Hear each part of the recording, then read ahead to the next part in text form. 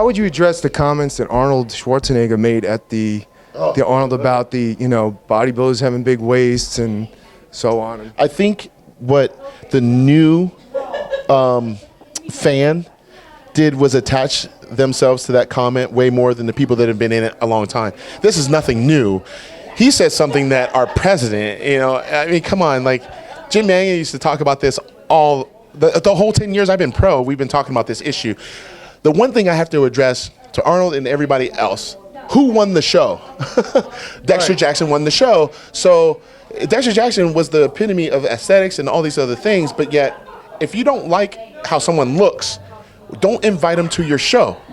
And it's just the way it is. So next year, maybe it's smart that if I were doing it, I would say 6 weeks out, 3 weeks out, you're going to send your invitation again, and you're going to send some photos that is going to go to some people, that is going to be a close-knit group, selected group that he selects that says, if this guy has distension already, I don't want him at my show because that's my product. And I don't blame him for being upset, but you're inviting them to your party. I'm not going to invite them to my party. It's not like the Olympia. I mean, you had to earn your way, and if they mess up the prep, that's on them. But this is an invitational, so I advise those people who run the show to remind these athletes, like, hey, you're not looking right.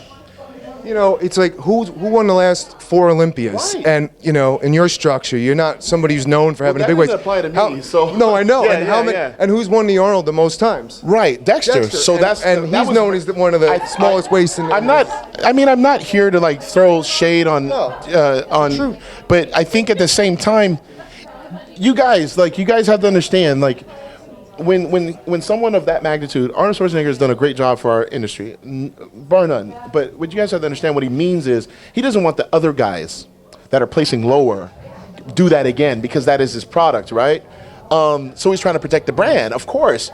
But if he were to say Mr. Olympia or Arnold Classic champion came in this, that, and the other, then it's a problem. But I mean, come on, like, all of the judges, I think, got it right at the Arnold Classic. I think they get it right at the Olympia as well. They're doing their job. They're marking down the guys who came in. I'm not even going to throw names out there. Y'all know, like, the guys that came in with the distension did not place well. So all that stuff does not really apply. So you guys got to stop with this whole, like, who's aesthetic, who's not, because the guys who are winning already have it. It's the guys that don't get on their ass on their social and say, hey, man, you placed 7th, 8th, 9th. I want you to be in top 3. Get your gut right. Get this right. But, I mean, come on. You talking about the top 3 guys in the world saying us to get it right. We're already top 3. Yeah. Talk to these guys. They're the majority, actually. They're the guys trying to come up. Tell these young cats that are trying to get up there. The same young cats that they were talking about how they're going to do something had distension too. So it's not the top guys. It's the young dudes. It's the some seasoned veterans as well that should know better. Don't bring that package. But ultimately, it's an invitational show. Don't bring their ass to your party if you don't want them looking like that. And that's coming from Mr. Olympia, because I don't want to see a bad product either, because it obviously affects us all. Will you ever compete at the Arnold? If you're invited. That's what I was going to say. I haven't been invited. I haven't been invited. You guys, if you want me to do it, if you guys want me to do it, seriously, there's a couple things that have to take place, and they're going to say, oh, it's the more prize money. I'm going to ask you guys a simple question. Would you do the same 40-hour job or a 50-hour job for less money? So you have to think, like, when I get ready for the Mr. Olympia contest, it's taking me 15 weeks to do Olympia. I'm going to win that prize money, right? Within 6 weeks, I have to do tours. No time for nothing. Then in December, I have to get right back on it and go do it for half the money. I don't know if you would work 40 hours a week for half the wage.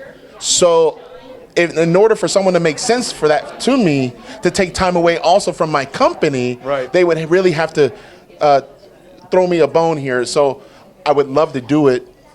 I did it in 2013 because I wanted to beat those same guys that won't do the Columbus show, because Kai hasn't done it, and I did the Spain show to beat him again, and all those guys. Roden didn't do it this year.